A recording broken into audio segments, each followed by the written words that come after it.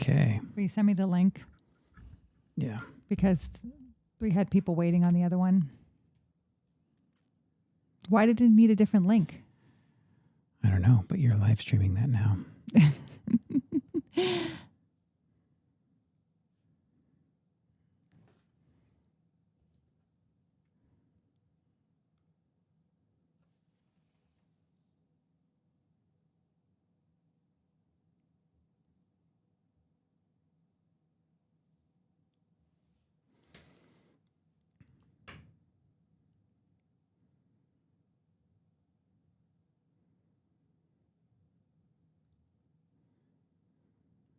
All right.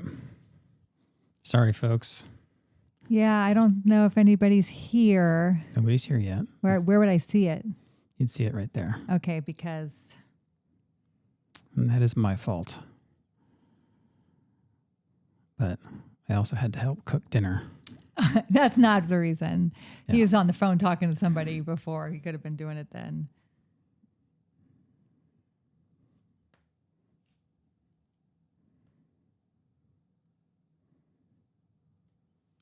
Well, the issue is, babe, like we've shared that link on everything. I know. We can't go back to that link. We can't use that link. No. Why? Okay.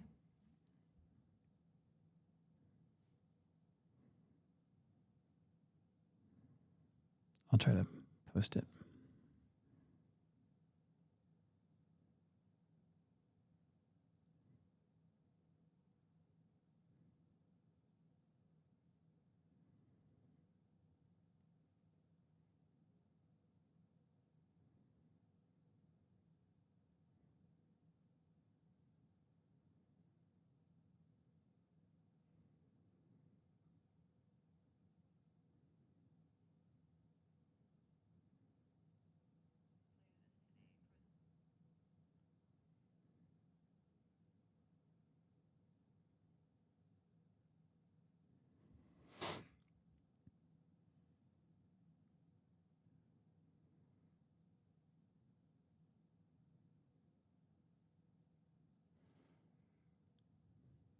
Okay. We got some folks here. Yeah, sorry. We're trying to get it out. Had a little technical difficulties. There we go. There's Larry. There's Jeannie. Pete. Thank you. Stanley. Thanks, guys, for joining us. Sorry, we had a little technical difficulties there. A little hiccup.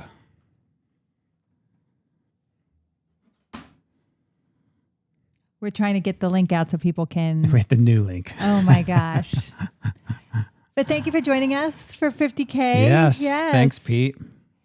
Nice to see everybody. All right. So we're trying to get the link out to everybody. So if you guys want to share it wherever you want to share it, if you've got fellow history friends, we're trying to do the same thing. It was totally my fault. I had to kill the old live stream link and I had to create this one. So that's what Jen and I are sending out to the world right now as much as possible.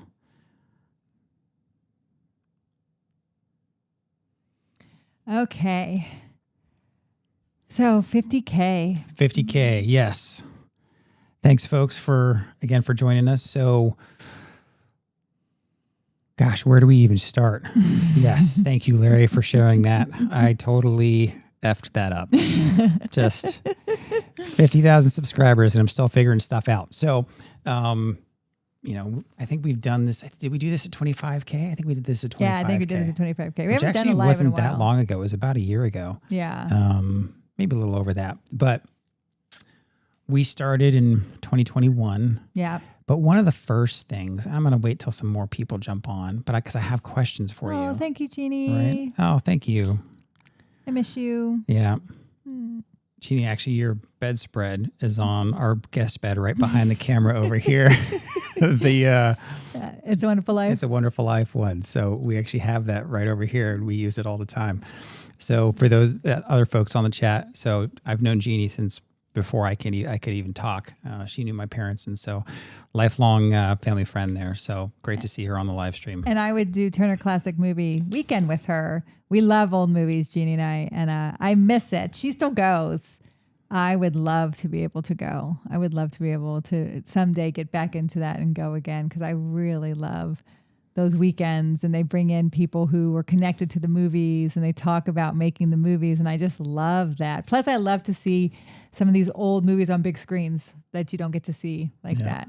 Yeah. So super, super cool. If you ever get a chance to do that. Party at 100K. Agreed. Well, maybe we'll do an in-person party or something like that. So, yeah. Thanks so much, Genevieve. So we've been doing this since 21. So I have some questions for you. So once we get some more folks on the stream, we will see.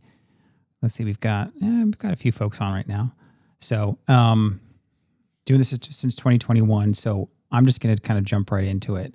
So I have questions for you. Okay. Okay. And so as you can tell how prepared I was for this live stream, Jen is probably not prepared for the questions I have. Although this one we did talk about.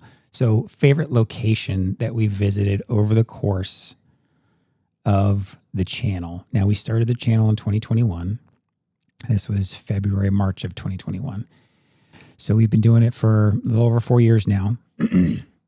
And favorite location. Now I have probably two in my head, but it's going to be for a very different reason. And if you guys in the chat have a favorite location that we visited, please kind of put that in the chat. And I'd be curious to see what one of your guys' favorite ones was. Maybe it was personal because it's just you had visited there before, or maybe it's close to home. So what's one of your favorite locations? Favorite location, the one that always pops up is Bighorn. Because I loved going to. That was one of mine. But I love Bighorn. I loved being out there. We were very close to the anniversary, June 25th. So the weather felt like what it would have felt like when they were, fighting that day, and to be out there and to kind of imagine the story, like imagine Crazy Horse and Custer and everybody, Reno out there. And it was neat to see the spirit tree with all the little cloths tied on it and stuff. I don't know. I just felt like that was super cool. Oh, okay. So Pete said, so he had his favorite location. He said the Lincoln assassination trial site. Yeah, that was cool. That was a neat one. That one's unique because not too many people can get to that. And he also said he lives just 40 minutes from Battle of Little Bighorn. Oh, that's so cool. Yeah. So that was actually one of mine. I'll have to come back out. Purely just because I actually have family in Montana. And so in my younger years, I went up there a few times, and I've always loved going up there. I haven't been up there much over the years, but that was one of mine just because we were so far out there. Yeah. We were thousands of miles away from home. It was also the first time you got recognized. First time I was recognized. First time she was recognized in public was actually at the Battle of Little Bighorn. In the farthest out parking lot. In the farthest out parking lot. So that was pretty neat. That was pretty neat. Let's see. So I see the Lincoln assassination site. You know what was so neat about that is to look out the window and see where they were buried, where they actually were hanged. And then where they were buried right there by the tennis court. So for folks who haven't seen that video, you can find it on our channel. And so you'll see where the Lincoln assassination conspirators were tried is on Fort McNair. Yep. No, it's not Fort McNair. What's the name of the fort? It's Leslie McNair. Yeah. Fort McNair. So Fort McNair, this is in Washington, D.C. And so sometimes public can get access to it. It's a couple times a year.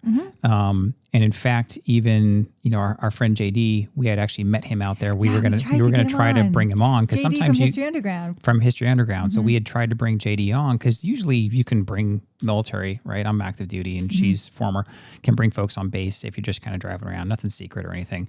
But that day, it was like military or nothing. And so I felt kind of bad. And we went to Arlington. I know. Turned around and went to Arlington. We made an Arlington video with him. But there was a baseball game that day or football game that day. Yeah. And they thought people were coming onto the base. To try to park. To go to the game. And so they weren't letting people on who weren't military. I thought that was... But that is the location where the Lincoln conspirators were actually tried. And so in the third floor, I think it was, second or third floor of this building that still exists, they were tried there. And so there's pictures, kind of hand-drawn pictures of... Because you can get a pass. Of what happened. Yes, you can get a pass. Absolutely.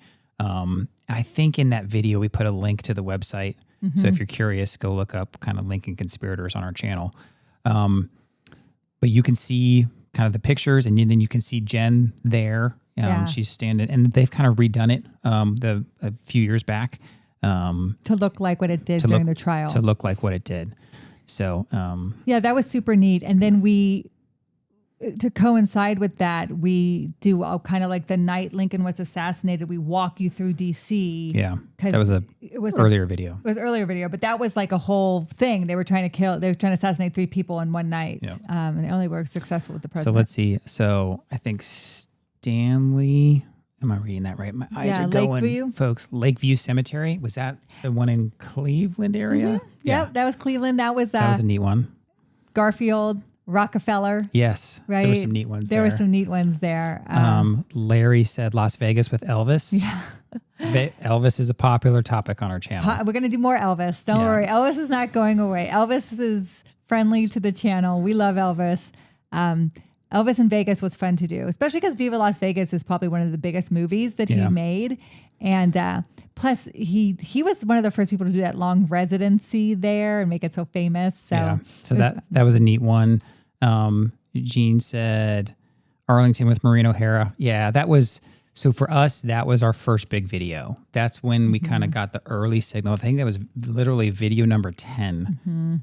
And we had for all of 10, and then all of a sudden we got like 50,000 views on a video, and we were just shocked. We're like, wow. We're like, oh my gosh, this works. But Jen was one of the first ones to feature Maureen O'Hara, who's buried at Arlington because her husband was an Air Force Brigadier General. Yes.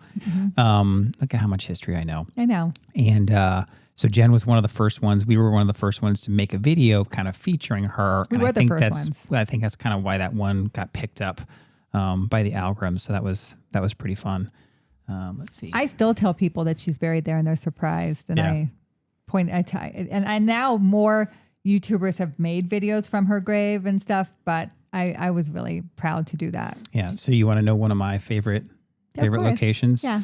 So one of my favorite locations is purely just from like my kind of videography, and that was the ruins of President's. The bus. President's Parks. Yeah, the big, huge. So there's these 20-foot tall busts of 43 of the presidents. 43, because I think they did up to Obama. They don't have Obama. They didn't have Obama because they ran out of money, or they had a small model that they were going to use to build a bigger one, but then they ran out of money. But if you haven't seen that one, so it's the ruins of President's Park. And that one is just fascinating purely just because it just looks so cool and it's so unique. Yeah. And so 43 presidents are there all lined up kind of in 3 or 4 rows with 3 up front. And there's Andrew Jackson with his big hair, and there's George Washington. And then they have, like, who else was up front? Was it Teddy Roosevelt? No, the 3 up front were George Washington, Lincoln, and Jackson. That's right. Right. Jackson. And their big question was why those 3, right? Yeah. Why those 3? And I didn't listen to what he was saying beforehand because we were making the video. So I was like, oh, why those 3? Well, of course, the first president, right? POTUS 1, George G. Dubs. Lincoln, probably the most loved president. He's up there. Why Jackson, right? And I was looking at him and I said, well, I have never seen him look so good. And he goes, that's why. Because when you look at Jackson, his hair is all flowing and he has these huge epaulets on his uniform. So he actually looks detailed, very attractive. Yeah. And so that's why they and the guide wouldn't answer on camera. He wouldn't give us the answer on camera because that's like one of his trivia questions. To me, that was one of my favorite locations. Yeah. And then Pete's saying he loves all the Civil War sites. Civil War sites are cool. We don't do those ones quite as much. We'll do more. We do some. We're here in the thick of some of the stuff here. Yeah, I mean, we've done Shiloh and we've done some Gettysburg stuff. Actually, we've done a fair amount, but we've done it. We're gonna do some Donaldson. We're gonna do some Grierson Raiders. We're going to do some horse soldiers stuff. I just did Woodlawn. So that video hasn't aired yet. You'll see it. Woodlawn was Sherman's headquarters for Shiloh and outside of Memphis. And there's a house that you can visit and it says Sherman slept here. So I made a video from that house. It's called Woodlawn. And so, we're doing more Civil War stuff. You can't not do Civil War stuff when you live where the Civil War took place. Yeah. So, yeah. Let's see. What was favorite video? Not necessarily favorite location, but your favorite video. And this can be Walk with History. This can be Talk with History. So kind of what's one of the ones that kind of comes to mind for you for your favorite video? I will say for mine, I love the ones where I tend to really get to tell a story and I get to kind of spend a little bit more time. So one of my favorite recent ones was our Robert Johnson video. Yeah, I love because that was a fun story. I loved doing the Hatfield McCoy video. Yeah. That was really fun for me just as the editor, right? Because I'm a lot of times, where it all comes together is we have the story, we talk about the story, do the filming, and then that kind of final bit, right? You got to put it all in the oven, you got to bake it, and then it's baking it right that gets it and then get it out of the oven so that's just right. I really, my favorite video, it's hard. I like the ones that you really like invoke emotion, and the where Elvis was originally buried. And I know we have a lot of controversy with that video with the music, but I love the music in that. And I love the way Walk with History comes in and we tell the story of how Elvis died and it shocked the nation, right? And everyone was like, and that's why he's buried in this mausoleum so fast, because he's 42 years old. And people are like, well, we don't know what to do with Elvis Presley. Yeah, like, and you guys, and Larry said the bomber jacket art video. That one was really cool. I'll talk about some Talk with History here in just a little bit. Yeah.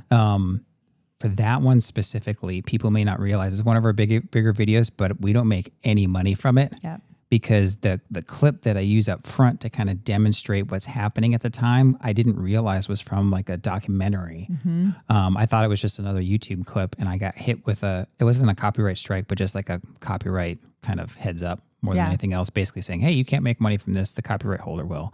So a little bit of a bummer for us, but because that was a big video, but I liked that one a lot because, again, same thing. I always try to find that music that will invoke emotion. Yeah.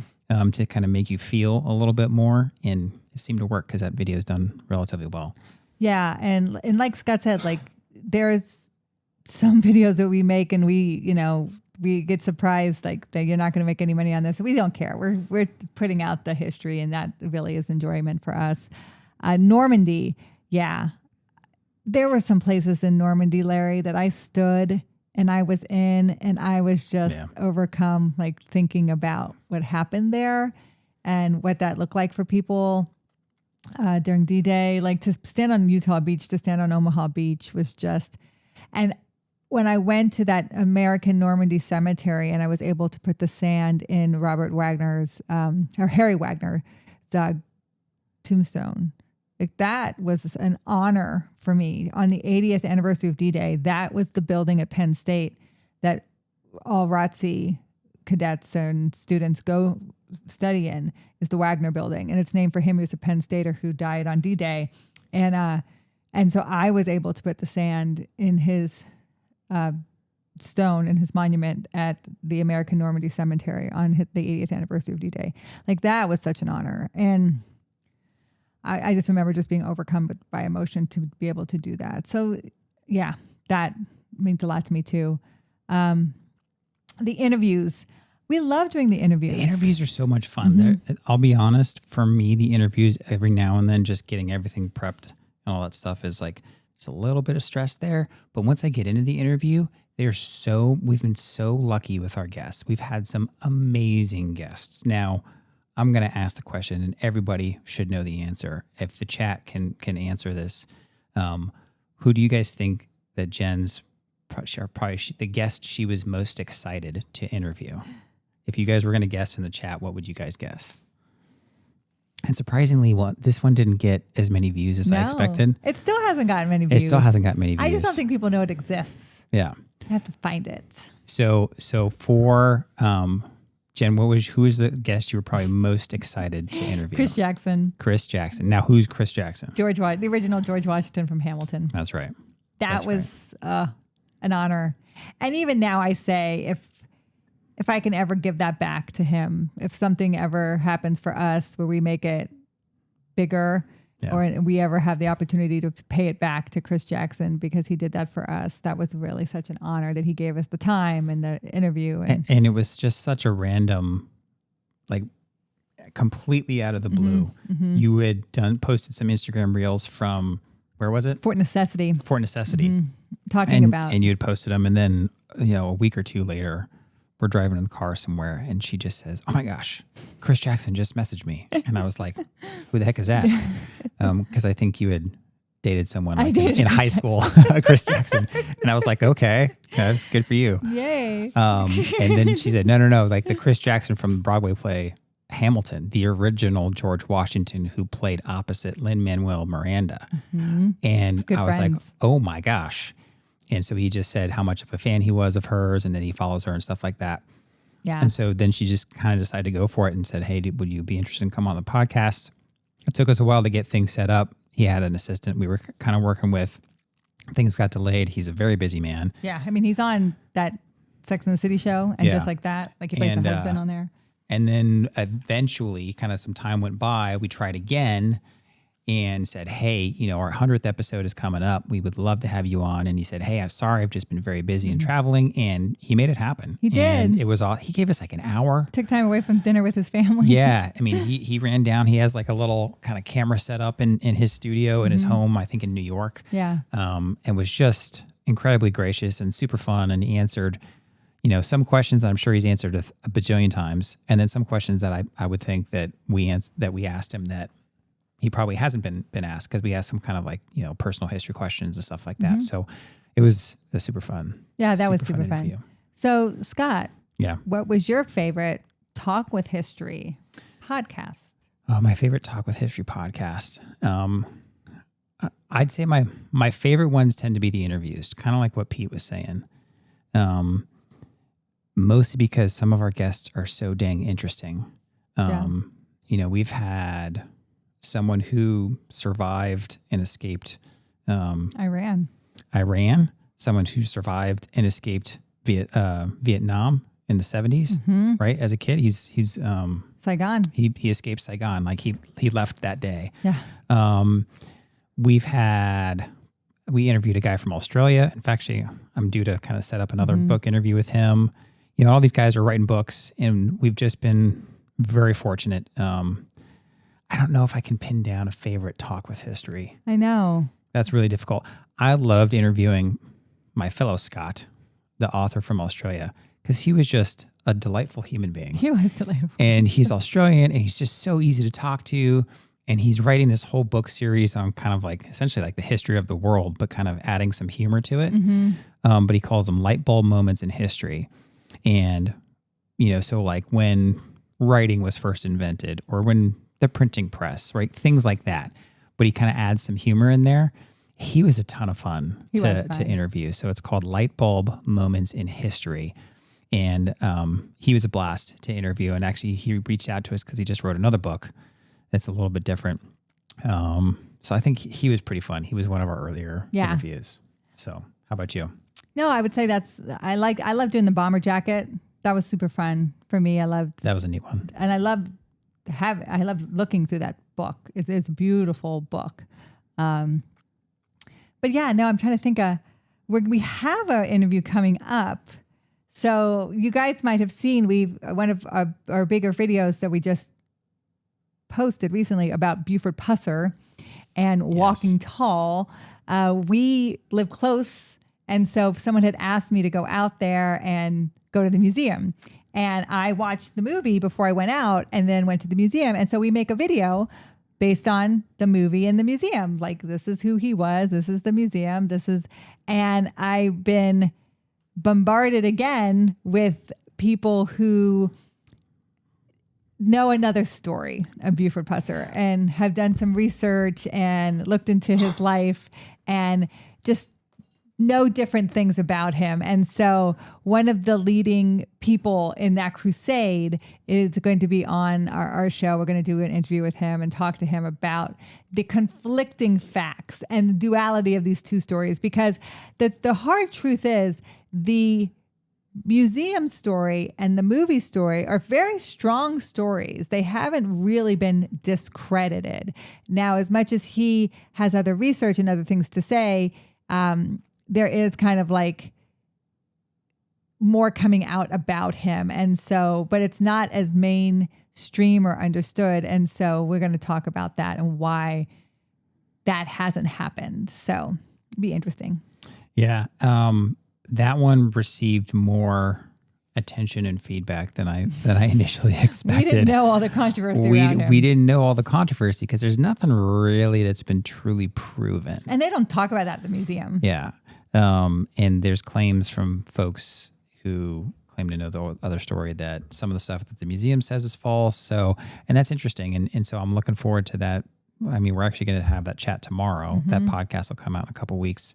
But I'm looking forward to having that, because one of the things, and our folks know this, that we always try to say is that, history doesn't change. There's just new facts that are surfaced. And so that's one of the important things to remember. And that's what a good historian will do, is take those new facts and say, hey, we've discovered new facts. They're true or not true. And if they're true, well, then that may or may not change the narrative. Yep. And I want people to understand too that historiography, so how history is written, that doesn't change either. So whatever the Buford Purser, and we'll use him as an example, Buford Purser story was, and if it does change, what it was still has significance, what it was believed for a very long time. And if it does change, and if there is more facts that come out and things are discredited, then that is part of the story. It's part of the timeline of the story. So it'll be an interesting conversation, but it's one of those things, like when you do history, when you talk history, you have to be prepared for people who have learned stuff different or have seen something else or read something else or watched something else to be a little disagreeable, combative or whatever. So we love that. We love, when people are saying, well, I didn't hear it that way, I heard this, and let's have this conversation. And if the folks on the stream, if you guys have questions for us, please feel free to drop them in the chat, and we'll try to answer those questions. Jimmy Stewart's hometown and museum, as well as Lucille Ball's. Yeah, that was fun for me. Yeah, those are super fun. Those are early channel. I stood on his porch. Yeah. So with that, what's one of with the Buford Purser, right, being one of our more recent videos that's received some attention, what's the biggest surprise to you on the reaction to a video for us on one of our videos? Reaction. For me, I will say it was probably the Elvis one. Where his original grave was. I was not expecting that one to take off as quickly as it did. We made the video, and we've been trying to up our production. I was actually having some, a little behind the scenes here. I was actually having some issues with audio. So I had to really work extra on that. But then the video just took off, and I was very surprised at how much attention that video got. Stephen Ambrose, Pete, that's a good one. Yeah. We kind of expected that one to pick up some steam. I think it's had some more attention, mostly because we know that World War II is a super popular topic. So we expected that one a little bit more, but I agree with you, and we've definitely had some back and forth with folks, as you guys have probably seen, in the World War II Stephen Ambrose video, because a lot of people didn't know, that he had plagiarized and that had been identified, a few years, I don't know, 5 or 6 years, maybe 10 years before the end of his life. And he had been confronted a couple times when he was still living, but it hadn't really surfaced as much as it did after he passed. Yes. So that was a tricky one, because I thought you did a good job of saying, hey, we're not trying to bring down what he did. We're just saying he's a starting point, but you can't take it all as 100% ground truth. So I try to distinguish historian work with what Stephen Ambrose did, with really bringing stuff to the public and making it so popular, right? With the public, like Band of Brothers. He's a good writer, and Undaunted Courage. Like, he did so many things that really brought it to people's attention, and that is great. People love that. But as a historian, right, he's not a playwright, he's not a screenwriter, he's a historian. So the issue is, you can use other people's work all day and every day. You just have to cite it. And he didn't do that. And so that's where the things got kind of, mixed up. Yeah. Unethical. Yeah. What I was most surprised, I will say the biggest surprise for me was on Instagram. When I posted the coal mine where Loretta Lynn's father worked, and I talked about shoveling coal for a poor man's dollar. He would make 25 cents a ton, and a ton is 2,000 pounds. So he would make 25 cents a ton shoveling coal in that Van Leer coal mine. And I took you there. I took you to that coal mine. I show it to you. That just blew up. Yeah, that reel or short or whatever it was on Instagram, we were just flabbergasted. We're like, why is this receiving so much attention? And I made him stop. He was like, I don't want to stop here. And I'm like, stop. I want to. Well, we were already filming there for the larger video too. So that was an interesting one. So Gene asks, anything near the Lynchburg, Virginia area coming up? Not right now. We don't live in Virginia anymore. Yeah, we're out in Memphis now, so it's a little bit of a haul. Although Jen was out there to do some Virginia stuff a couple months ago with VA 250. Yeah, for Virginia 250, right? Kind of the 250th anniversary. So she was out there with a friend, and we're still friends with one of the reenactors out there. Who does Lafayette? Mark. And my friend Kat. So she had gone out there for that, but no videos coming out there right now because I mean that was one thing we took advantage of while we were in Virginia, and that was all the history that is out there. All the history is there. So so what's coming up is like we live in Memphis now, so be expecting a lot of Arkansas. Be expecting a lot more, maybe Johnny Cash, a lot of Mark Twain. There's one that I want to do that people don't know much about this topic because I had never heard of it, but just the name of it is interesting, and that is what is known as the Sundown Town. Mm-hmm. And so, if you've ever heard of a sundown town, I'd be interested to hear folks in the chat. But this is essentially like. Well, why don't you kind of tell us what a sundown town is? Yeah, so we have a bunch of those kind of scattered around us, and I was going to do the history of those. So a sundown town was essentially a white town, and African Americans could drive through those towns, but they had to be out of those towns by sundown. And if you were caught in a sundown town after sundown, bad things could happen to you. Yeah. So I just think that, it's a darker part of our history, but it's an interesting story to tell because it's something that I had never heard of. And again, for me as like the kind of storyteller, the story behind that is like incredibly interesting. So I'm kind of excited to film that one. Yeah. And there's going to be more like, if you ever saw Mississippi Burning, that's Meridian, Mississippi. Those are those 3 civil rights workers who were getting African Americans signed up to register to vote, and they were killed by the Klan and then hidden, and the FBI comes down through Memphis. There used to be an FBI, is it like a building in Memphis, Tennessee. They're bringing it back, but it was gone for a while. Thank you so much, Larry. Thank you, Larry. And that was the name of the file, Mississippi Burning. That's what the FBI called it when they went down to investigate what happened with that. So we'll do that story too, because I found that so interesting. Yeah, and we would love to get back up to the Cleveland area because there is lots of history up there. It's in the Green Book, Gene. Yeah, so and sundown towns are in the Green Book. So Larry, thank you so much for the super chat. We really appreciate the support that you guys give to us. And Gene, you mentioned Mark Twain. We absolutely want to do some Mark Twain out in this area. That would be super, super fun. So Cleveland, Larry, we loved Cleveland. And unfortunately, we happened to be there when COVID was happening. So we couldn't do as much as we wanted.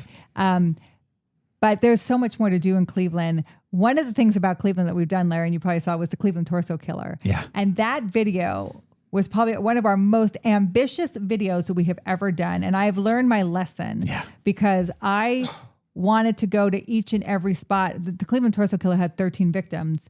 I wanted to go to each and every spot where these victims were. And Scott was like, and you can imagine Cleveland has changed demographics. Some of the areas weren't the greatest areas.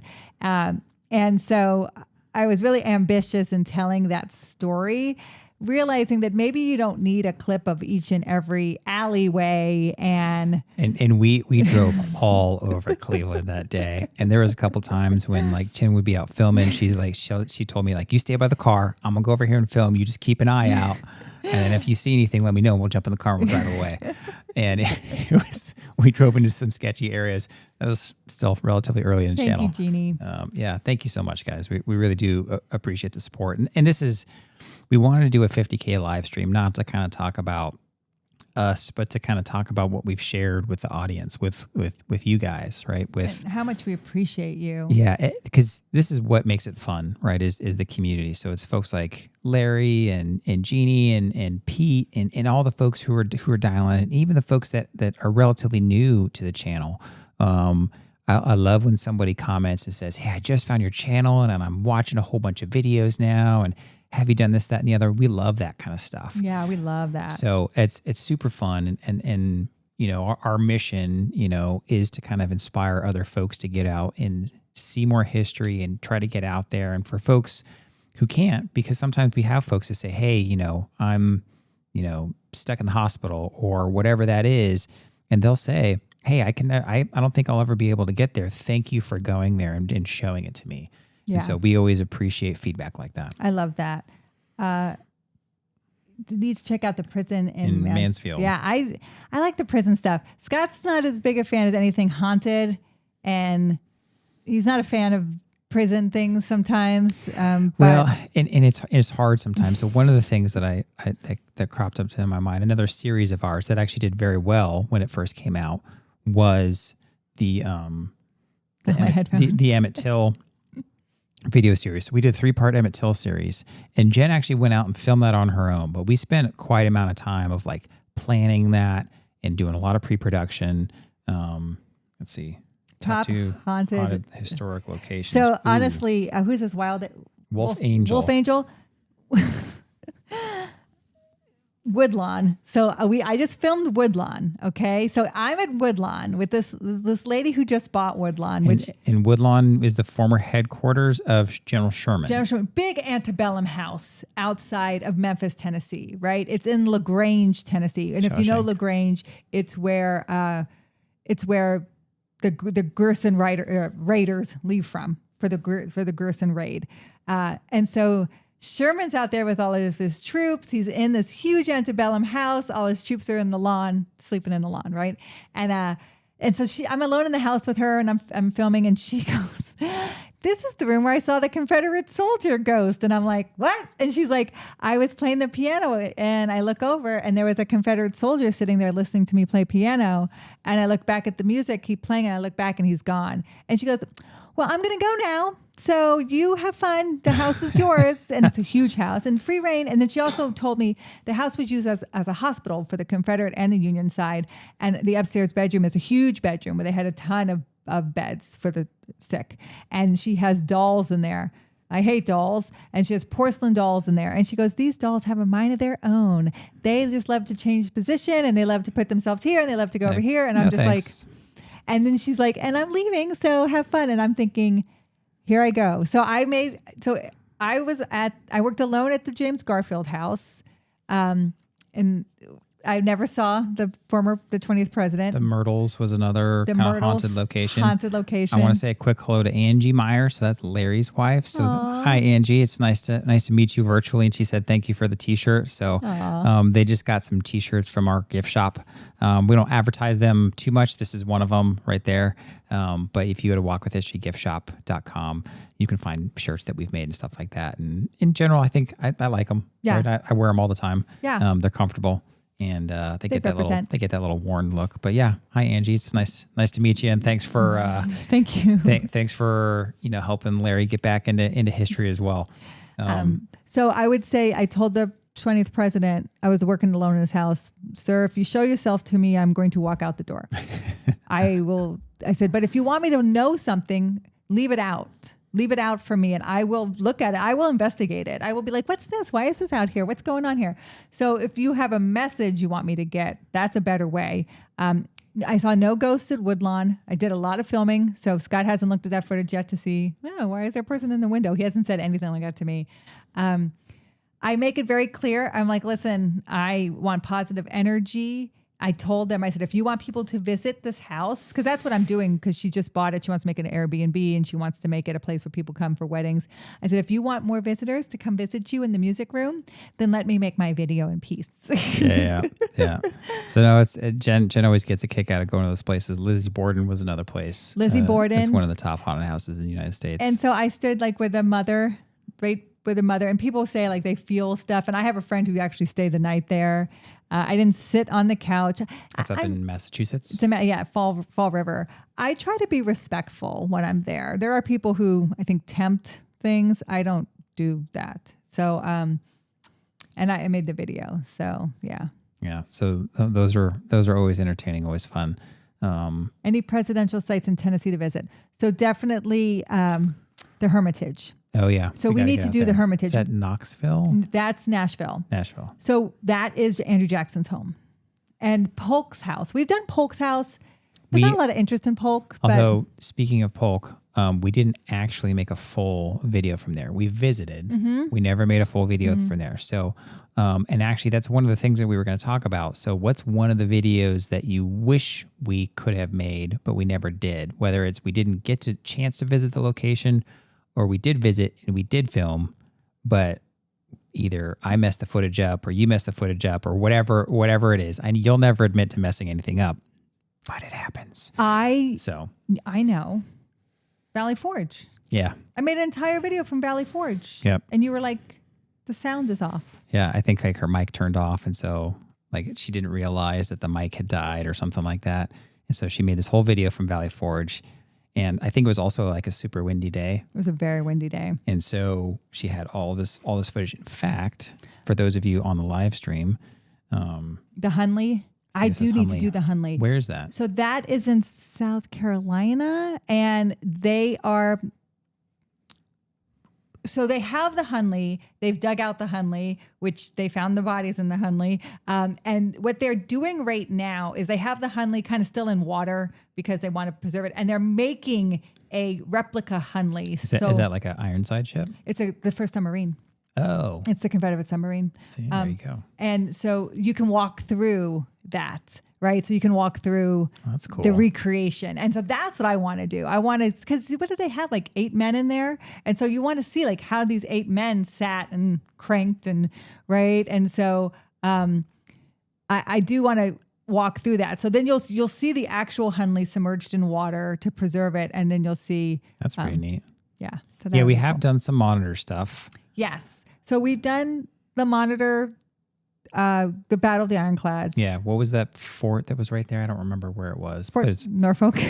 Fort Norfolk? Is that the name Fort of it? Monroe, and then Fort Norfolk Yeah. is where they got the ammunition from. Yeah. And then the monitor sank off the coast of Hatteras. And so we go to the graveyard of the Atlantic and show you some of the artifacts.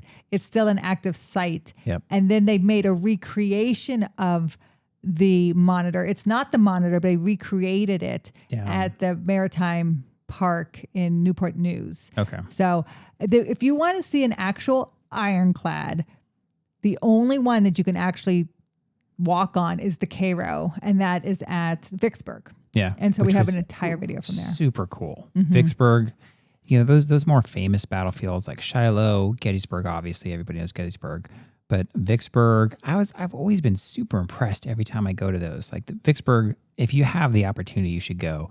If not just for like the driving tour of the battlefield, The Cairo. but that go to see the Cairo was so It's your only opportunity cool. to stand on an ironclad. Like they actually rebuilt, you know, and used some of the timber from whatever they could salvage and rebuilt this. And then they had all the little memorabilia from, you know, the artifacts from inside in the museum. It was really, really neat. The kids loved it. I was pleasantly surprised by Vicksburg. But I wanted to show some folks on the live stream some of the footage, because we actually do have some of the footage from some of these places that we recorded videos but never made videos, right? So this one here, I'm going to see if I can show this to you guys. That's you're seeing my face. It's not. So this is Mount Rogers. This is Mount Rogers, but I want to show you. That's the highest mountain in Virginia. Let's see. That is Mary Surratt's grave.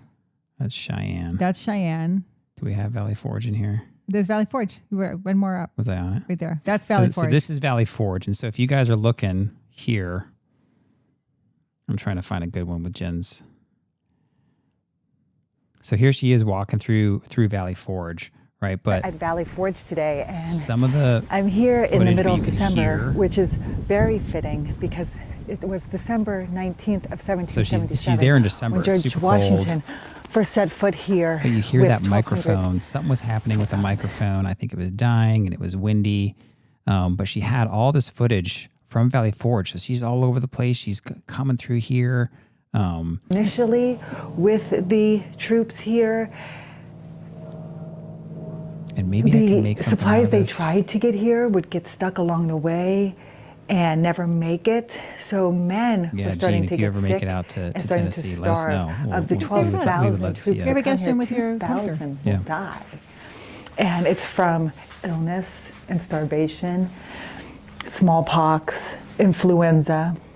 So what meant a lot to me at Valley Forge is I went to Washington's headquarters at Valley Forge, and Washington turned 46 in that house, and I had just turned 46. So for me, it was to be in that house where Washington had his headquarters at Valley Forge, and Washington walked up and down those stairs. Nothing had changed. I touched the banister. Like Alexander Hamilton was there with him. Lafayette was there. People would come in and visit. Like he was at Valley Forge for a couple months in the encampment. And to be in that house, I had it all to myself with just two other, the National Park Rangers. And I could ask them any questions I wanted. They let me just have free reign to walk around.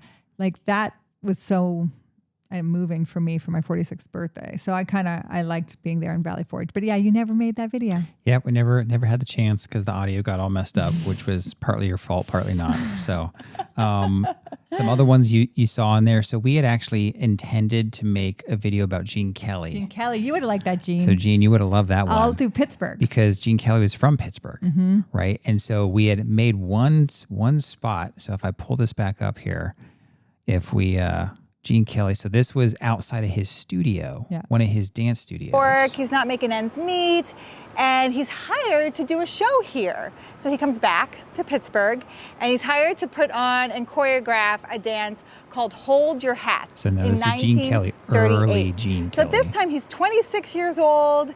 He's thinking, I made it, tried in New York, I didn't make it. I'm coming back to my hometown of Pittsburgh. I'm gonna put on this show at the Pittsburgh Playhouse, and this might just be what my career is. It's at this show that he's discovered. It's at this show that he goes on to Hollywood and has his Hollywood career. So Hold Your Hats in Pittsburgh in 1938 at the Pittsburgh Playhouse is what makes Gene Kelly's career. Yeah, so I just thought that would have been such a fun one if we had ever had the chance to make it. But I don't think we ever made it back down. It was partly during COVID and all this, that, and the other. We were going to do more with him because there was a little plaque to him somewhere in Pittsburgh as well. And so it was going to be more. And I think his parents' grave. So I think Gene Kelly was cremated and his third wife has his ashes. So no one knows where he is.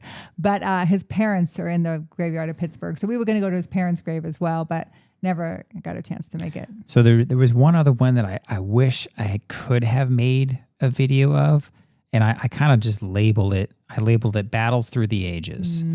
And that was you went up and visited Mark, our friend who plays Napoleon and he plays Lafayette. And he was professional. Napoleon for this. He was Napoleon for this. But they had basically reenactors from all eras of like warfare. Military. Essentially. Yeah. It was really neat. Militaries of the world. It was really neat. And so I'm gonna show you guys a couple of those because the scope of it. And there's Jen, cowboy hat. I know, it's in Wyoming. Is that That's this? Valley Forge. That's Valley Forge. Battles Through the Ages. So there was a lot here. So that's Mark, right? Yeah. So this is Mark, and he was taking Jen on a tour through this. Napoleonic Wars. So the type of unit was around since the 17th century. It's using the last vestiges of the medieval period. But this armor will actually be tested at 100 meters with a musket ball. Oh my gosh. And typically you would see some sort of indentation somewhere in the originals to show that it had been proofed, it had been tested. He has a helmet maybe we'll, on his there, head it's a which good will also suggestion. Maybe protect we'll him. jump on And if he and turns chat with around, JD you'll sometime. take notice this Maybe is when a he hits him horse there, that guy's hand. amazing. Again, just a compliment to the cavalry, but in reality, it perhaps would lessen the blow. Sure. Yeah, he did. We were one of What's the like the important last about ones. this particular Yeah. unit, the heavy But- cavalry of the Napoleonic Wars, is that he has a cuirass to the front and to the back. Yeah, I'd love to do Because we another collab know with JD. in a cavalry melee fight, sometimes your horse is moving in all different directions, and sometimes he might even move to expose you. That back breastplate often saves These guys lives. not even whereas saying many anything, of it's so funny. Other foreign So the nations unique that the thing French about win Mark, against. what I want to say about Mark so much He's knowledge. so knowledgeable, and the stuff that he's talking about, like he's literally Armor. like he's done some of this stuff himself in person. Like he's actually physically done some of these things because he's worn the old outfits with the old swords in France, in all these places over in Europe, because he speaks fluent French, because I think his mother was French. Yeah. So he plays And- Napoleon in France. He's an excellent horse rider. Just an amazing guy. And he's so nice. He's so super cool. He jumped on us and talked about the Napoleon movie with us. But he's taken Jen kind of all throughout these different battles. And I want to show you some of the other ones. It was just kind of a neat concept, right? So we've got folks here. I'm going to show you guys this. We got folks here in kind of old chainmail. Like, I don't remember exactly where this was. This in Virginia? It was in Virginia. It was at Jamestown, Yeah. but not the original Jamestown Fort. It was at the Jamestown Museum where they recreate the Jamestown Fort.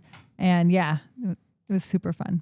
Yeah. So it was just so neat seeing this footage. The hard part for a YouTube video, right? So you look Making here, it a story. is making it a story. And there just was no story here. This was, we tried to like make it a show and tell, but Jen got so much footage. I got so much. She got so much footage. And Mark was taking her all over the place. And like they had folks like this that were just Knight or a noble, you would have one. talking about their era and their The town guard, you put equipment. 25 people sleeping in a circle around the. Gotcha. So the style of tent certainly crosses over. Very interesting.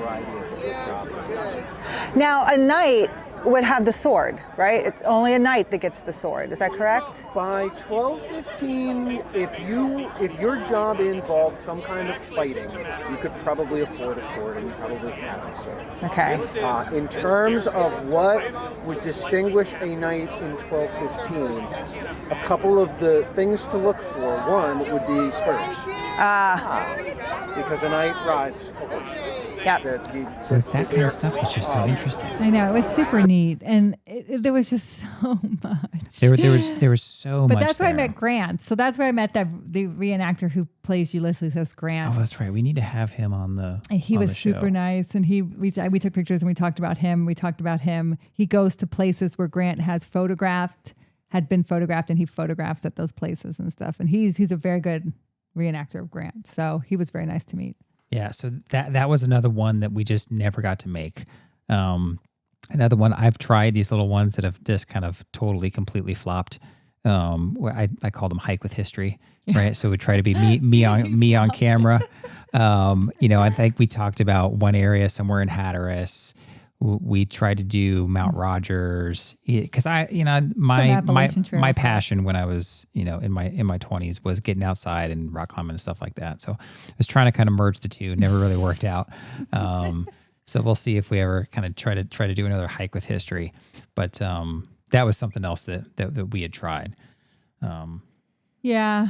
I mean, we're always, it's one of these. It's a labor of love. So sometimes, It absolutely is. You have to keep your motivation and stuff. And one of the things that's been fun as we've grown is the opportunity to start working with sponsors, right? So we got to work with American Battlefield Trust a couple times. That was awesome. We just recently, and we're kind of wrapping up, some work with the Mount Vernon Ladies Association. So this is a nonprofit, organization that, hello, put God first. How are you? Thanks for joining the chat. And I love the channel name. I love the YouTube name. But we were working with them, kind of helping talk about Mount Vernon and advertise Mount Vernon. They're offering something similar where you go to the website, you use our link, and you can kind of get like a free Mount Vernon magazine. It's completely free. So if you click on our link in our Instagram, you get the magazine for free, and it's a great magazine. Yeah, or they call it a complimentary magazine. But yeah, so we've had the opportunity to do that, and we're kind of hoping to slowly continue that.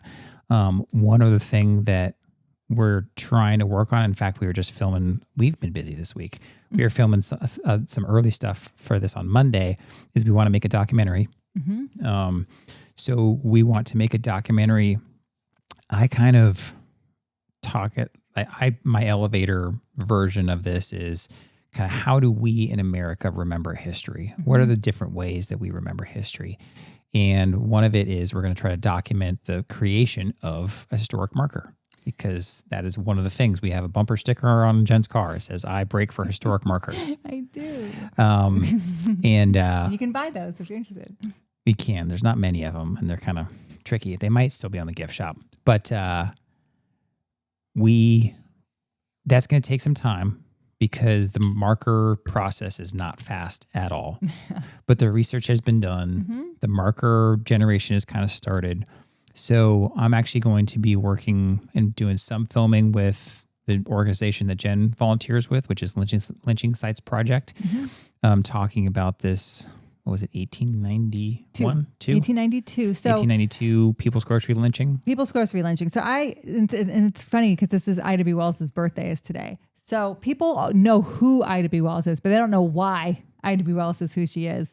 So Ida B. Wells had a best friend named Thomas Moss. Thomas Moss was a upper class black man in Memphis, entrepreneur. Yeah, shop owner.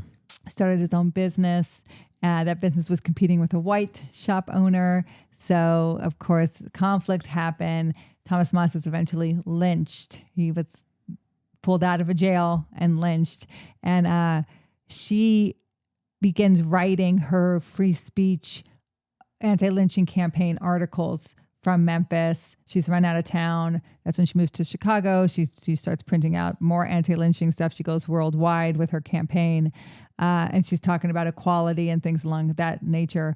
But this incident that started everything with Ida B. Wells is what we're putting the marker up for. So it's one of those things like you're commemorating at a historic event that really spurred a hero of history, a history maker. Yeah. And so I want to go to like where they make the historic markers. That's what I want to do. I want to go to the factory and film how they make a historic marker. What does that look like?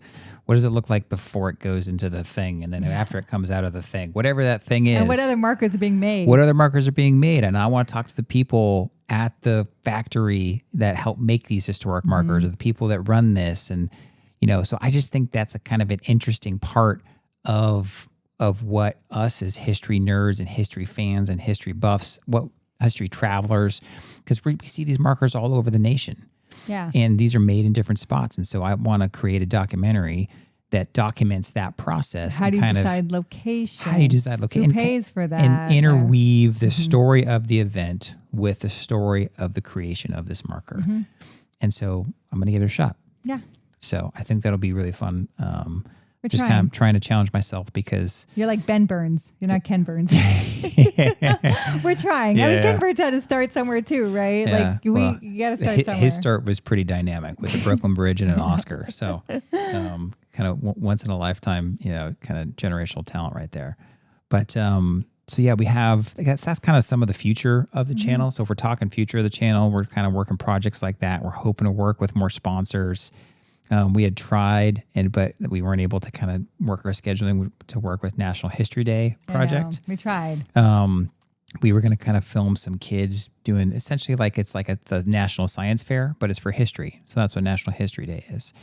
And we were going to kind of document some kids doing a local competition, then a regional state competition, then a national competition. Just didn't end up working out. We may try to do that next year if we can kind of work the scheduling out ahead of time. But we're also full-time parents, full-time Navy, all the stuff. All the stuff. And then they canceled the local competition. That's kind of what happened. We had an ice storm blow through. So if you like Jaws, the movie Jaws. Yes. I'm going to be going to Martha's Vineyard here soon, and I'm going to be filming some locations of Jaws, and we'll talk about the impact of that movie and the impact of Steven Spielberg and why he filmed in Martha's Vineyard, even though the movie is set in Long Island. What was the pull of Martha's Vineyard? What was it like to film there at the time? And then I'll take you to some of those locations and talk about, as we know, all the problems that Steven Spielberg had and how he pivoted, and it ended up being a classic. So that'll be coming up here soon. And we may even try to do like a full history behind the hit, kind of watch the movie with us type thing over on History Road Trip, where we kind of do our newsletter stuff and some kind of community exclusive things. Yeah, need a bigger boat. You know what's funny, Larry, about that is he ad-libbed that line. So it's like he they had been on that boat for days. They were so stir crazy from being together in such close quarters. And then he sees the size of the shark against the boat, which is what it's supposed to be. And he backs up and says, you're going to need a bigger boat. Like he ad-libbed that. Yeah. So that's kind of what's been going on. And, again, we're so incredibly grateful to you guys, to our community. Our live streams, they are sporadic and there's a few people who jump on and off. But we love when people join in the chat, whether they're new to the channel or they've been around since the earliest days. I think Jean may be one of the earliest ones that jumped on this chat. And I remember when we were trying to get our first 100 subscribers. Yeah.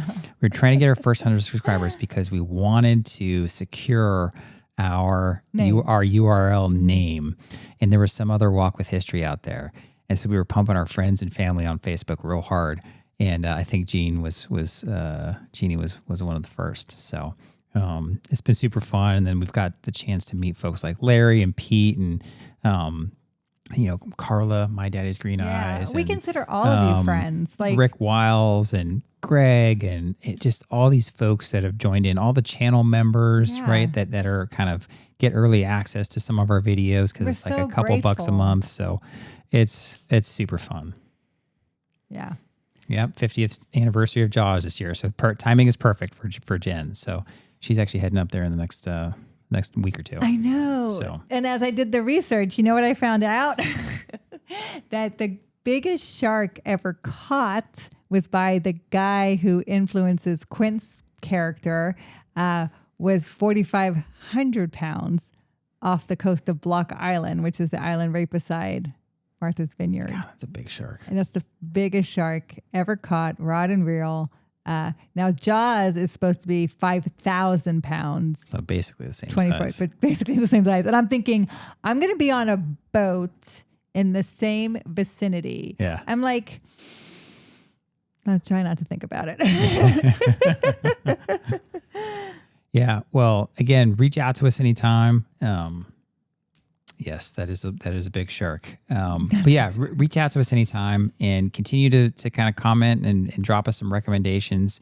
There's a new community tab where you guys can post. So if you guys go to a historic location, you guys can actually put the picture there. We've had a couple people do that. I think Pete put a picture there. I think from Antietam or something like that. It was like a bridge from Antietam. Yeah, we should do Antietam. So we have a community post there. So if you guys want to just engage with each other, you guys can do that. We love just kind of fostering and creating this community of history lovers and history travelers, right? And that's what we want to do. And so our goal is not to slow down. Our goal is to keep charging ahead. And the joke between us, it always is that we're only like about 10 or 11 million away from catching the History Channel. We're coming for you, History Channel. We're coming for you, History Channel. Like you guys better watch out because History Channel, they'll know and they'll fear the name Walk with History. Someday we'll be on the History Channel. We'll tell that joke. And we're going to say, hey, we're coming for you, History Channel. We're only like probably 12 million plus, subscribers away from catching up. So...